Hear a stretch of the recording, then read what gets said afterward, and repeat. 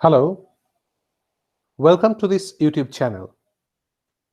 Today I will discuss on the particular poem The Strange Affairs of Ravin S. Ngangom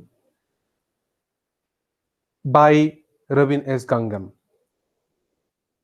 In my last lecture I have discussed about a poem for mother by the same author. But in this particular poem you will find that temperamentally Ngangom is referring to the fundamental aspects of uh, the nationalist agenda and different kinds of problems and tussles and various kinds of problems that he is facing, and not only he but also you will find that at the same time in the typical uh, political perspectives of India, how the people of Manipur is being treated and what is the particular condition of Manipur in the present scenario. The reference to the APSPA, the name, probably the term, and the different kinds of obstacles and problems that the people face. All these things have been incorporated by Ramin S. Ngangom in this particular poem, The Strange Affairs. Now, this is the discussion, that is lecture 1. It is the first discussion on the strange affairs of Ramin S. Ngangom. And here I will discuss on some introductory perspectives. Probably here I will not begin the text. In my next lecture, I will begin with the text. But before going to that, we need to clarify what Ngangom is thinking. What is the primary essence that Ngangom is feeling? So let us begin with the introductory discussion here. As you know, the fundamental question certainly arises that why does Ngangom is indicating towards this particular term? It's that the name, the title of the poem is The Strange Affairs of Ravin S. Ngangom. So the question certainly arises why the affairs are strange, or this particular form of strangeness in how so far these can be associated with the fundamental crisis that the people of Manipur is feeling. So is the term strange is actually indicating towards something problematic regarding some ethnic perspective, or maybe some psychosocial environment where the people like Rabin S. Ngangom is living. What is this? So to identify that why the affairs are strange, what are the basic implications that the text will encounter, certainly we need to read Rabin S. Ngangom, and we need to read something about the Ngangom's temperament and what he is trying to incorporate in this particular text. So, for the first time, you'll find that there is a particular essay, and it is entitled "Poetry in the Time of Terror." From the term, you will find that what kind of terror Ngangom is trying to indicate here. Is it a kind of political terror, or maybe a kind of nationalist agenda that is working in between, or maybe different kinds of tussles and obstacles and political problems that is aroused within Manipur and the other seven sister states in the northeastern part of India? So these are the questions that I have to we have to answer, certainly, and we will find them in our discussion when I will go with the text line by line. You see that in this particular essay, that is poetry in the time of terror, Ngangom is indicating, he writes, Manipur, my native place in northeast India, is in a state of anarchy. Try to point this out. What form of anarchy that he is indicating? We know very well that Manipur is the is one among the seven sister states that we find in the northeastern part of India, and it is, as we know, that India, as it is a typically republic country. So how this particular term anarchy can be reciprocated in that particular perspective? That what form of anarchy does he try to indicate? And my poetry springs from the cruel contradictions of the land. So you see, at the very beginning, at the very onset of this particular discussion, we need to clarify that what form of anarchy he is trying to try to indicate. Why it is anarchy? In W.B. Yeats's, The Second Coming, Yeats writes that mere anarchy loosed upon the world. And in discussing about W.B. Yeats, we have found that this particular form of anarchy actually indicates towards the political disorder. And at the same time, you will find the disorder that can affect the human selves in general. That means the humankind who are actually living there. Each and everywhere you will find, try to Google the term AFSPAA, that is APSPA. What does it mean? And what is the basic indication? Why we cannot find anything or any particular news from these seven sister states in today's newspaper? Why? What is the reason that the journalist cannot cover these particular places and different kinds of problems that are happening there? These are the open questions that you have to answer. You have to try to find the answers from Google, from any other sources, that what is happening there.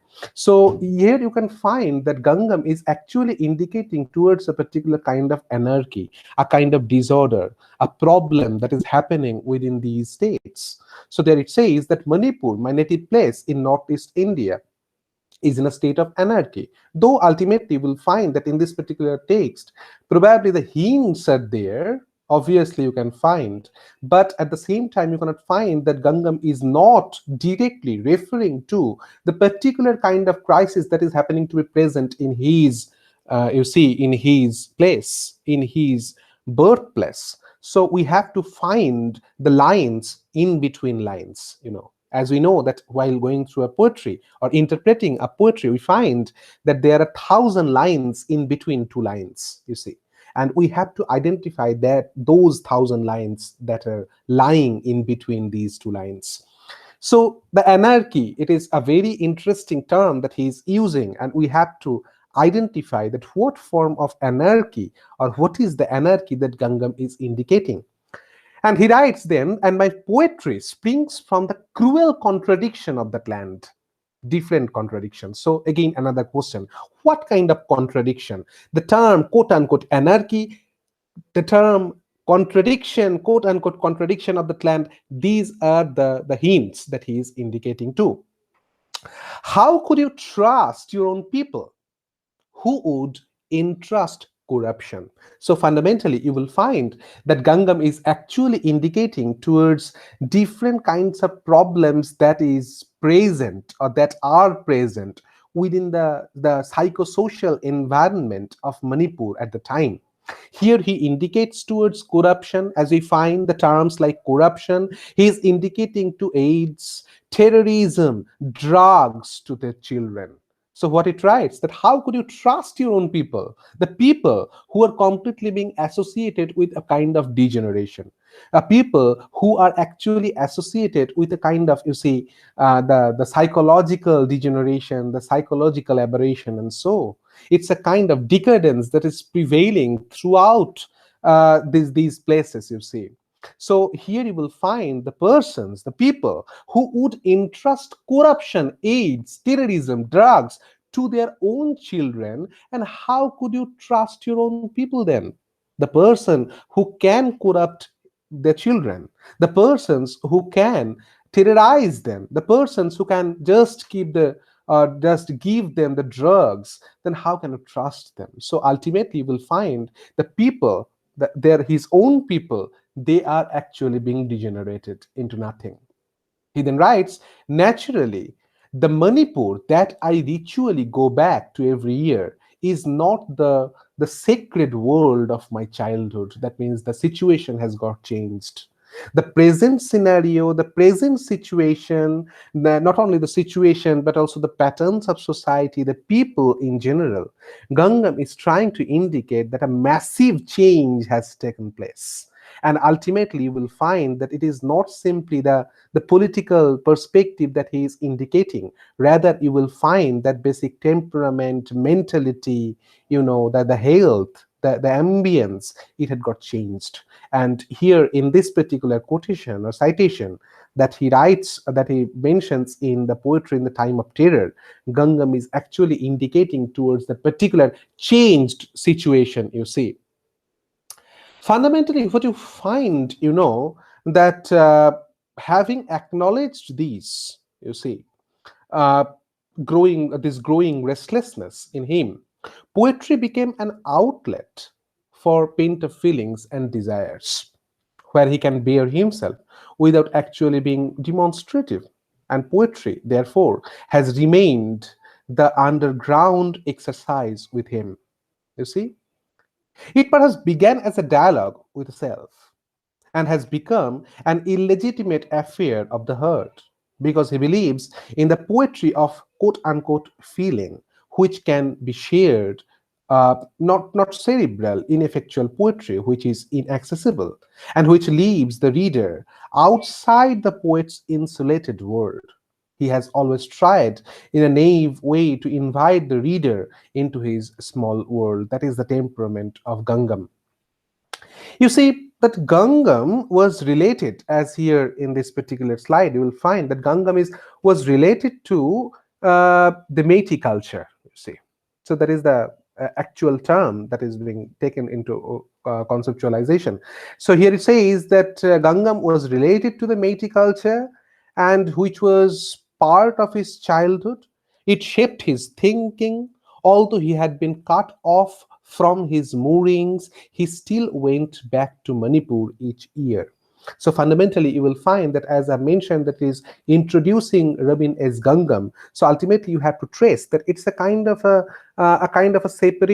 separation from one's own place. It's a kind of a rootlessness that is always in work in Gangam's poetry.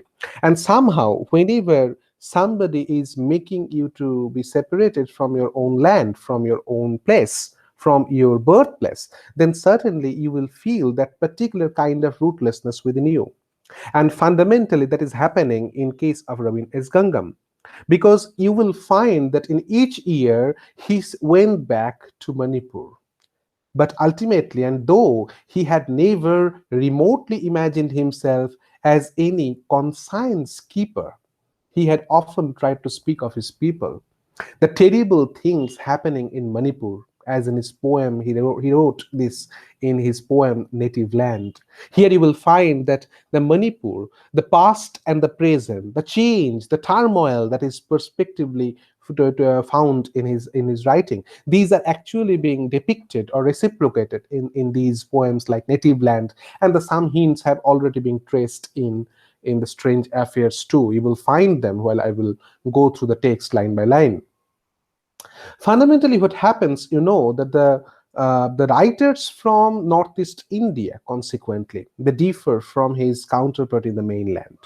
As we find that fundamentally, you will find that whenever we try to identify the basic differences from the mainland and the to some extent compartmentalizing, and so a kind of alienation is to be treated in these writings. Okay, they have been alienated, the people have been alienated, the poets have been alienated, the same kind of thing that we have found in the typical British literature, where we found that before the Celtic revival, you will find that Ireland and the Irish writing was always considered to be something, that the left-handed opinions have been always being posited for them, because as they are Irish, so they do not have any intellectual faculty within, they cannot write anything, they cannot think anything. So these kinds of, the different kinds of orientations have been always given regarding them. And ultimately, whenever you will think of Northeast India, as I've already mentioned, that politically, to some extent geographically, and at the same time, you will find that there are ample reasons, probably we'll go through them.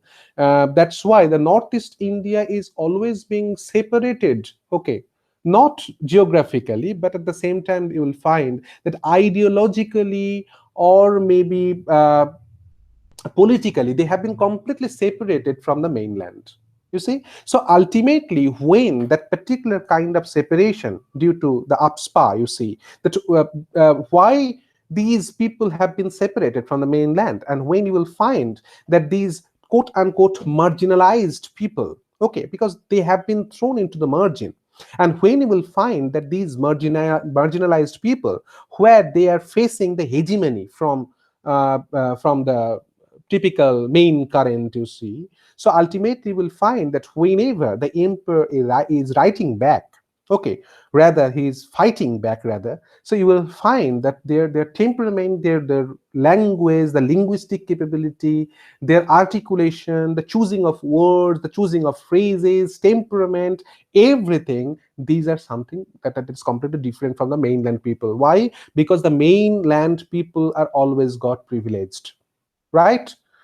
Today, in the present scenario, we can find a typical kind of differentiation, and a mammoth, revolutionary aspects have been taken regarding the white versus black, as we know.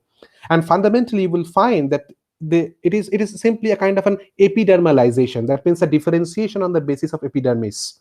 But you will find that so far as the colonial perspectives are concerned, so far as the neo-colonial perspectives are concerned, you will find that provincialization, okay, differentiation on the basis of race, culture, milieu, okay, so almost epidermis, obviously religion, it is another important part. Everywhere you will find that the differentiations have been taken place.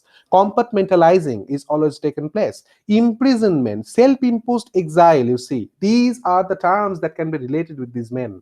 So whenever you will find that the people are suffering, people from these sections, here it is being associated with the Northeast India.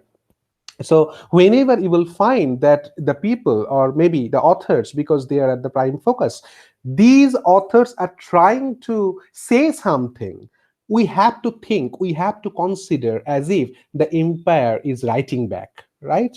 Because in a prevalent era, in the prevalent period of time, you will find that their voice was powerfully made down, you see, that they had been muted, and now this voice is becoming more powerful. This is a form of outrageousness that is coming in the form of language, in the form of poetry. So whenever we find these poets, the poets who are coming from the quote unquote, compartmentalized parts of India, then their poetry, their words, their phrases, their language, these have to be treated with much more importance. Okay, as today we are reading the Dalit literature in a different way, in a different maxim, you will find that the cultural studies, this particular stream, it is actually indicating towards this differentiation and compartmentalization and different kinds of, quote unquote neo-colonial activities. At the same time, you will find that the provincialization, epidermalization, differentiation on the basis of class, culture, milieu, race, ethnic purity, religion, work, okay, that is the labor, etc., etc., etc., blah, blah, blah. You know everything. You see, you will find them that these are the points on the basis of which the differentiations have been taken place. So ultimately, they have been muted. Okay, they have been made dumb. And now these writers are stating something. Okay, so whenever you will go through these texts written by these writers, whether it is coming from the northeastern sections, or maybe it is something regional, or maybe these are, you see, the Santali poems, or maybe the Khasi poems, okay, Nagaland, Mizoram, Manipur, so the tribals are writing. So ultimately you will find that they have something very important there. Why?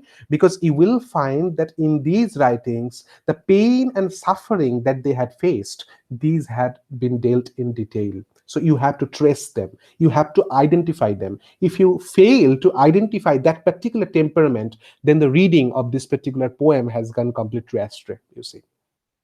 So what I'm trying to suggest, that the writer from the northeast India, consequently they differ from the counterpart in the mainland generally, because if you have got the privilege, then ultimately your temperament and the person who is completely being subdued, their temperament cannot be similar. Their identities are completely being different, you see, and you have to trace them out. You have to find them out. So while it may make him a better writer, living with the menace of the gun, he cannot merely indulge in verbal wizardry. or typically woolly aesthetics, but must perforce master the art of witness. Why? Because you will find it is the same thing as I mentioned here, that they live with the menace of the gun. The gun, they are at the gun point each and every moment. They have to, they do not have any choice. Okay, it is the destiny. And there is they live in the gunpoint actually. Okay, and they cannot merely indulge in verbal wizardry or woolly aesthetics. So you cannot trace, you cannot expect a person who is coming from so much suppression, you see, that he will state you something about, it is raining and the flowers are blooming. Okay, the typical idealized version of landscapic details that we find in the typical romanticizing perspectives or landscapic idealization. So these are not to be present, you see. Okay, so that's why here it is being written that they cannot merely indulge in verbal wizardry or woolly aesthetics, but must perforce master the art of witness. This particular witness or witnessing, this is actually very important and significant. That means you will trace, you will write, you will say what you have witnessed, what you have experienced. And then you will find that your experience is becoming your ink, with the help of which you are writing your poem. Right? As Dickens said once, you see, that that he dipped his pain, okay, or dipped his need in the blood that is flowing through his heart, and then he wrote something. And you will find that the same thing is in operation, that the persons who are or who actually witnessed their pains and sufferings and multiple problems, you see, and that particular thing got reciprocated in the form of their writing. So you cannot expect from them any romanticizing perspectives or so. So then it writes, you see, that forces that work under slogans that have been twisted, slogans such as self-determination, ripe the society. So that is the thing, you see, that I am trying to suggest here.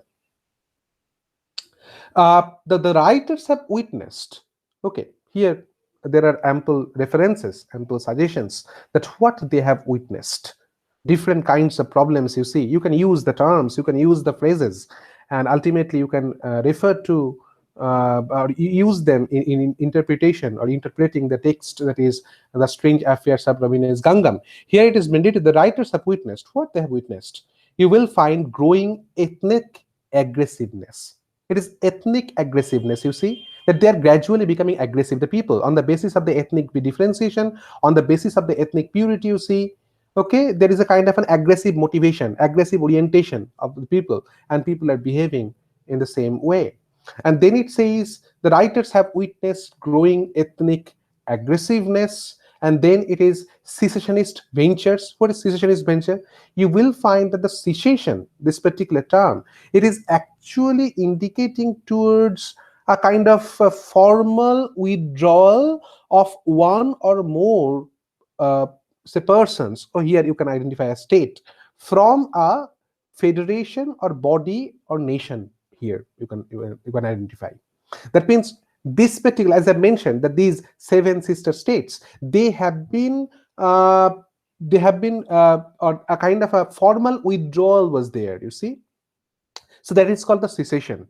That means from the treatment, the way they have been treated, these are somehow different from the other states like West Bengal or maybe the other sections of this country. Okay, and you will find that the secessionist ventures are powerfully being oriented with the basic temperaments of Manipur and Mizoram and others, Nagaland, etc. You see. So growing ethnic aggressiveness. Then it is second, it is the secessionist ventures. Number three, it is cultural and religious bigotry. Okay, bigotry, it is the intolerance. Okay, to those who hold different opinion about something. So whenever you will find on the basis of religion, you will find a kind of a tussle or a problem is being oriented to. So cultural and religious bigotry is another thing that the writers have witnessed. So you will find each and everything, each and every one of them that have been pointed out here. You will find these are found reciprocation. These have found reciprocation in the form of the poetry. So whenever you will go through the strange affairs of Ravin S. Gangam, you will probably find all these things have been taken into consideration there.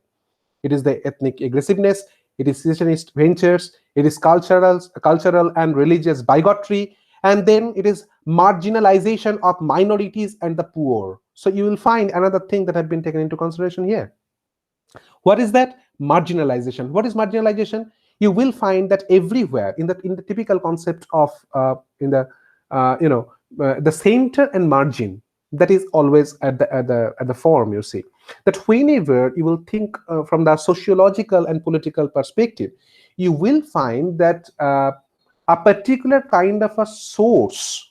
Okay, uh, you know that suppose the society is a circle, you see, and in this particular society, okay, you can think it larger, obviously.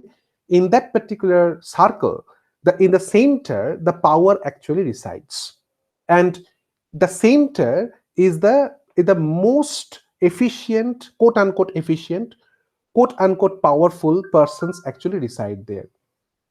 So fundamentally you will find that whenever you will find that a particular group is coming from the lower section, whether it is minority or it is the poor section, or the persons who are not privileged from any perspective, whether it is language or economy or religion or so, anything.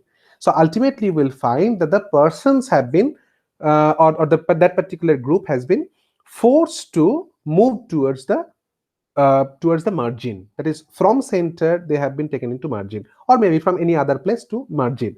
So this particular margin, to one particular point, you will find that they are posited or they have been placed at the margin, or maybe at some point you will find that their existence will be completely omitted by the persons who are in power. Generally, think about, say, let us consider a particular reference to language, right? From that particular linguistic perspective, you will find that the marginalization has been taken place throughout. You see that, suppose you will find that whenever we treat, this is just for an example, you will find that whenever we read, uh, uh, say, think about West Bengal, okay, you will find that the particular form of Bengali, okay, that say 30 kilometers, at a difference of 30 kilometers, you will find that different kinds of dialects have been there. The accents got changed, and there are some provisions of linguistic differences are also there. That means there might be any kind of wordings, the wordings got changed. You see, the words are changed, you see. So ultimately what I'm trying to suggest here, that fundamentally you will find what we consider as the standard Bengali. Okay, that standard Bengali itself is a kind of a dialect that have been made standard. Why that has been made standard? Because the people who are speaking in this particular dialect of language, those persons are actually, when the selection procedure was going on, those persons are actually the politically powerful personages. And that's why in today's scenario you will find that, so far as the Bengali language, the standard Bengali language of West Bengal is concerned, you will find that the typical say dialect of Calcutta and surround Calcutta. That means you will find here probably Krishnanagar and Shantipur, or maybe Navadvip, this particular triangle. This particular Bengali is considered to be the standard Bengali. And do you feel, or can you feel, that what kind of privilege that the persons who are actually speaking these language, that are in this particular dialect, that they got the privilege? They are the privileged personalities, you see, because what you think, what you speak, you will find that this particular language has becoming the medium of instruction. This is the same language that you will find in the newspapers, and probably it is in the same language that you will answer in the competitive examinations whenever it is possible. You see that in the regional language you are writing. Now think about any particular person who is belonging to say Purulia. or maybe Bankura, or maybe in other parts of West Bengal, so the marginal parts you see. Okay, and you will find that the language they speak, the language they think, okay, this particular language is completely, obviously it is Bengali, but you will find that it is somehow completely different from the language that they are writing. Okay, that means whenever they have to write their answers, they have to change their language, or certainly the different dialect that they have to assume there. So fundamentally, you will find that on the basis of this one, simple, there are ample other references where you can find the marginalizations that actually taken place. But ultimately, on the basis of this one, this single one, that is language, you will find that the marginalization is taken place. Why? Because you will find that these persons have been forced to live in the margins. Okay, and this is one example.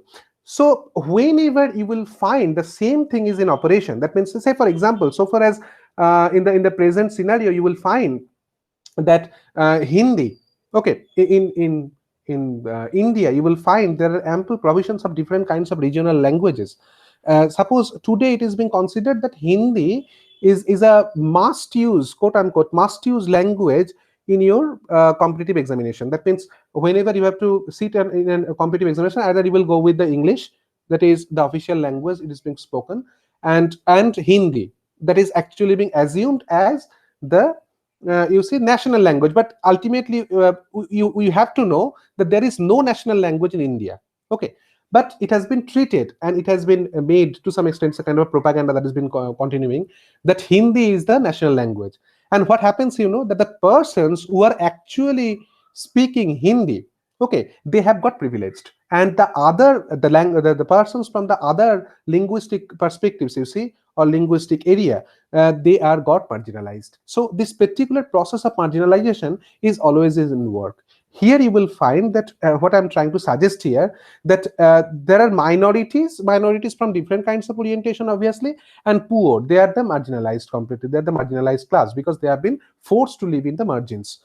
It might be possible that in few years after, you will find that from margin they are completely being omitted from the society. It might be possible. Okay, so the writers have witnessed all these things. So one, it is the growing ethnic aggressiveness. The second is the secessionist ventures. The third, it is the cultural and religious bigotry, and then the marginalization of minorities and the poor. And then you can get, it is the profit and power struggles in government. Ultimately, we'll know there is nothing to say for that, because profit and power struggle, how it is oriented in the form of a government, and what is happening there, what are the kinds of corruption, and what are the problems that have been associated with this particular form, these are already being found in different orientations. You will find them better.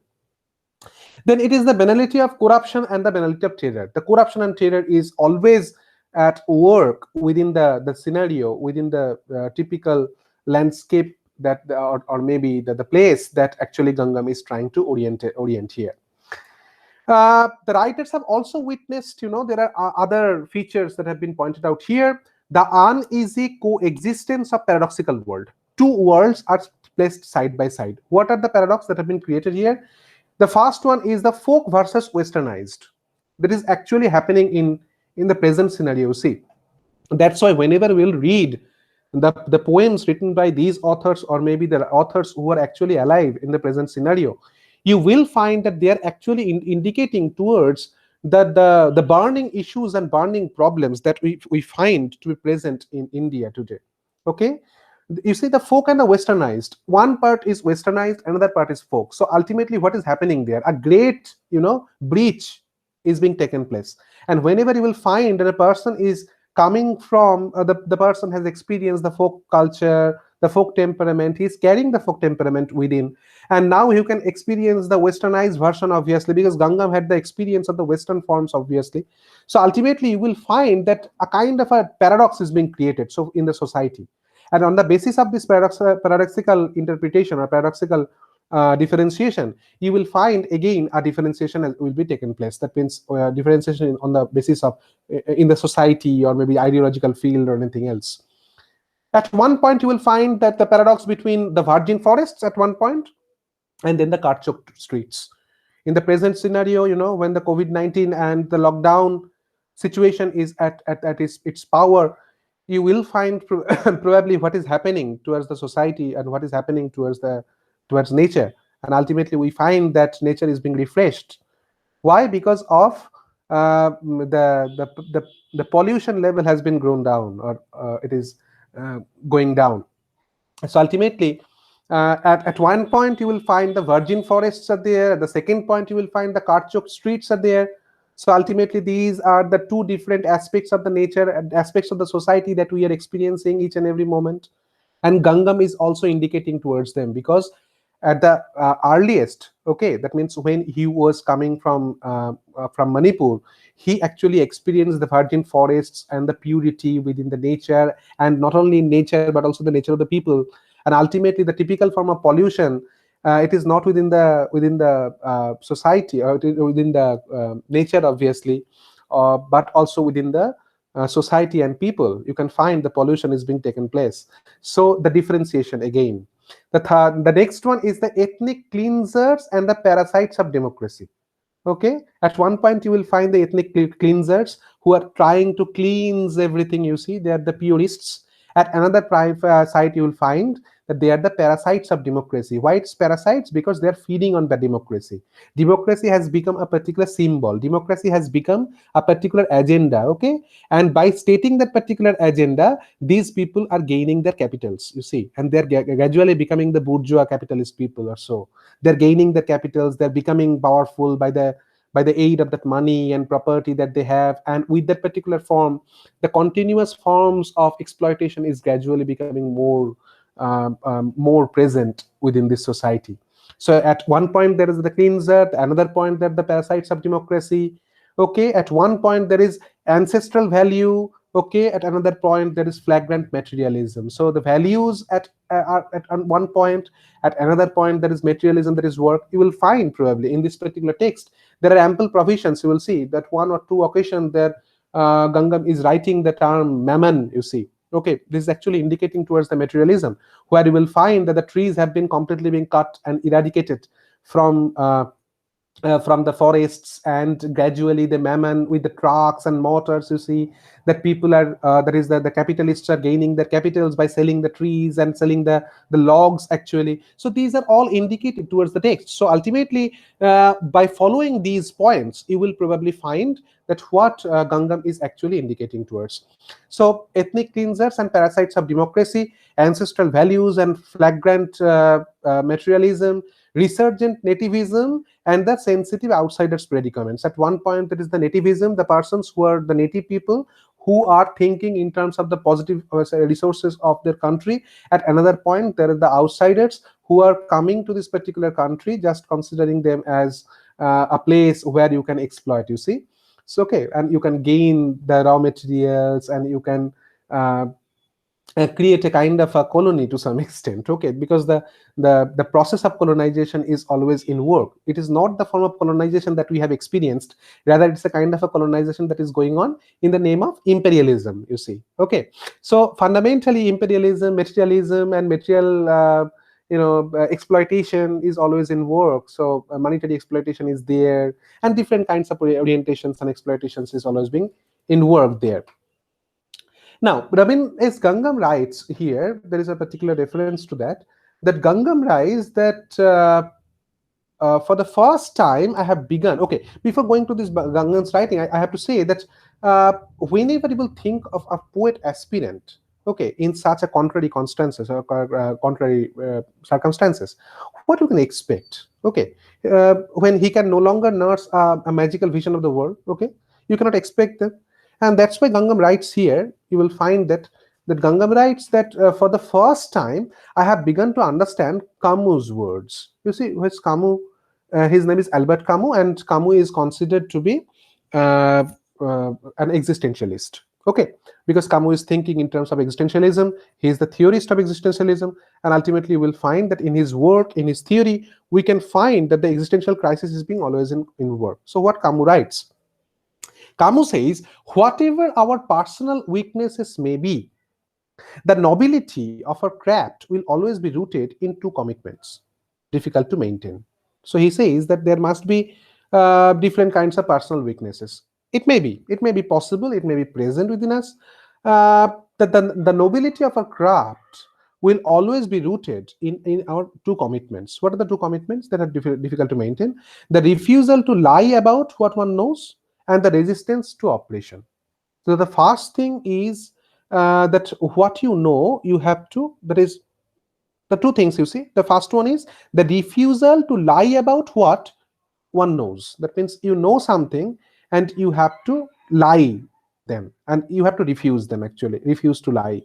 So that is the fundamental one thing. That means you know something and you have to lie just to survive, and ultimately that is the problem, that you have to refuse them. Why? Because you have to refuse that particular lie. So that is the fundamental thing, with the help of which your inner mind can become say it can be sustained, obviously. So the second one is there is the resistance to oppression. That means in your society, probably we all experience different kinds of operations are there. It is beginning from one person to another. You probably will experience within your family. Okay, the oppression from family, it begins, and it actually being enlarged. You see that from your family, and then your locality, and then your state, and then your country, and everywhere, the international politics, and so everywhere you can find the different kinds of operations are there. So you have to resist the operation. And in these two things, the first one, to suppress the lie, or refuse to lie about what one knows, and the second one is the resistance to oppression. Okay, these two things that have been taken into consideration, that have been mentioned by Camus, and here Ngangom is indicating towards that. And now Ngangom writes, today, when cruel suppositions are made about the conceit of the artist, innuendos that the poet has become a world unto himself and should be brought to his knees, when there is a sharp divide between modest criticism and literature, when literary schools are merely reactionary and seem to be turning their eyes from what is known as the human condition. Okay, so ultimately you will find that there are the two ways. That means you are facing oppression, you are seeing, you are looking at something, you are experiencing that is happening in front of you. What should be your standpoint? The most people, they try to avoid the situation. Okay, and they, on the other hand, they're trying to trying to write something that is fundamentally not expressing, not showing what is actually happening in front of you. Okay, so that's why here it is written that when literary schools are merely reactionary and seem to be turning their eyes from what is known as the human condition, I would again like to reaffirm my indebtedness to my fellow men. Today, when heart-rending things are happening all around the poet, when he hears only chilling accounts of what man has done to man, how can he close his eyes to the brutalization of life and remain narcissistic? That means you are only thinking about yourself. Okay? You are not thinking about the people. You are not thinking about the society where you are. You are not thinking about the persons who are facing the different kinds of problems and tussles. Okay, so that is the thing, probably that is the particular quotation that I should use here, I should mention here. And ultimately, probably you can identify that what is the actual fundamental temperament that Ngangom is actually producing within him. And that is the sole reason why, whenever we will go through this particular text, that is the Strange Affairs of Ravin S. Ngangom, we will find that somehow this is incorporated being completely, right? You see. What happens, that in contemporary Manipuri poetry, there is a predominance of images of bullets, bloods, mother, color red, etc. Okay, that is being pointed out here, you see. Uh, and paradoxically flowers too. So there are ample provisions of the flowers. The writers have been honing the poetry of survival with guns placed on both of one's temples, the gun of revolution and the gun of the state. Okay, the both things are there. Everywhere you will find the tussle is going on. Hardly anyone writes romantic verse or talks about disturbing sexuality. Okay, because they are absorbed in writing poetry of survival. Okay, everywhere you will find that the survival focus, the survival thinking is always in work. This has resulted in criticism that contemporary Manipuri poetry is hemmed in by extreme form of realism. In Manipur, when the reality becomes oppressive, a few poets often seek refuge in absurdist irony, often directed towards oneself. in parody and in satire. It is a rejection of the extreme realism that is being mentioned here by these poets, who in turn also reveal an inclination towards the surreal. It is a reaction to the absurdity of violence and death. Then their world is reduced to guiltless addicts and so. Ganga marks that surrounded by playthings they don't need. Okay. Uh, when a man's worth is determined by what he can buy, they are continuously taught to be grateful to the capitalist god. What they have inherited then are the tyrannical fetishes of market capitalism, murderous technologies, and grisly ideologies which would have accursed earth for their children. How can poetry sing the praises of this age or compose hymns to Mammon? For him, poetry can never be an ally of this numbing materialism or a party of to mindless violence. Materialism, whatever it abounds, begets solitude for the simple reason that they forfeit their ability to love when they place matter above their fellow men. And someone who cannot love is always alone. And often poetry, because of such hostile forces, has only burrowed deeper into itself, has retreated into its shell of obscurity and isolation. That is why you will find that why Gangam has always felt that poetry should comfort them and not merely amuse them or make them think. Poetry must heal the heart of man. I'm taking this particular reference from an essay that is published in the JSTOR, and you will find the reference in the description section when I will discuss with them. So fundamentally, you will find that so far as this particular discussion has been concerned, you will find that in this particular discussion, in this particular lecture, I have mentioned something about the strange affairs of Rabindranath Gangam.